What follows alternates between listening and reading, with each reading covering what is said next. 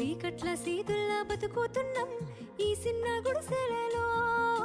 కంటోలు బియ్యమే తింటూ ఉన్నాం మన ఏళ్ళలేదోరయ్యో.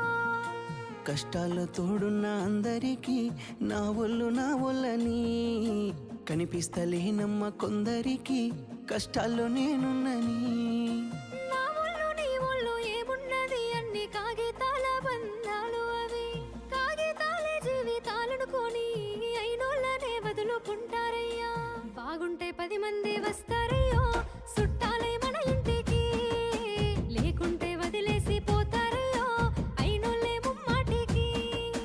చూస్తున్న చుట్టంతా కళ్ళతోని జరిగేది నాటకమే. నా ఒళ్ళు మా ఒళ్ళు అనిపించేది చేత చెల్లేటి కాగితమే.